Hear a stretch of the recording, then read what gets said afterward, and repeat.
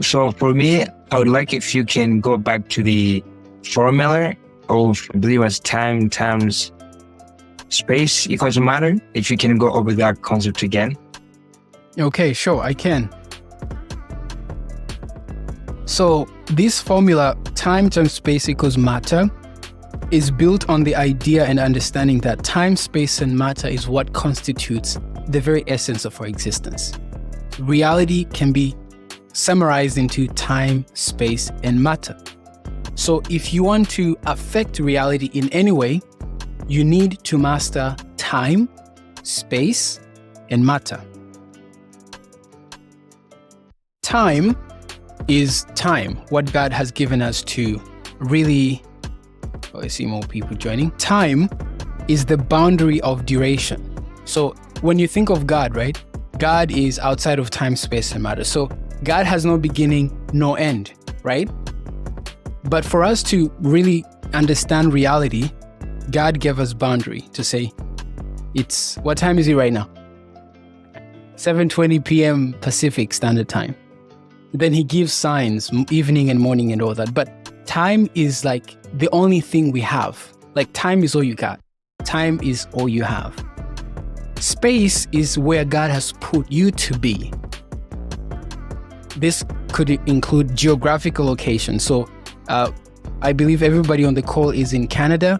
If nobody's cheating, we're all from Canada. So that's our space, right? And if I want to create something, I'm in Canada, I want to affect Canadians, then I need to understand that space. I have to live in that space and really feel that place. When I say time times space, what I mean is simply this. For you to create anything that matters, so matter could be your product. Actually, matter is your product or your service. For you to create a product or a service that actually is impactful, you need to do the math here. You need time. But what do you do in that time? In that time, you specify the problem. And obviously, you specify the problem against the space or the people who have the problem in their particular habitat, right? So what is their problem? During this time, you create by speaking. So you speak to the void, I call it. Speak to the void. For example, for God, in the beginning, the earth was without form and void.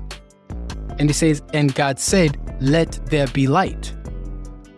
But he did that in time. Obviously, it doesn't really affect him. But for us, we need time to actually document the solution. Then we need time to research the problem.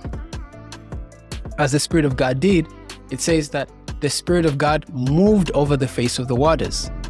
So the Spirit, in a sense, did some research into the situation. Okay, what's the length and the breadth of this whole thing? And then only after that did God say, let there be light. The problem with us today is we want to create without understanding the problem. So we create solutions that don't solve the problem, and we frustrate ourselves and the people that we're called to serve. What we'd rather do is understand the problem. What is the pain point? And then from that, you need to be able to speak to the void. But how can you speak to the emptiness that you don't understand or you don't know? So that's the whole idea. But I love this equation. You need time, you need space, you need the domain. And this is like the formula for success. Does this make sense, or does it answer your question, or you have more questions?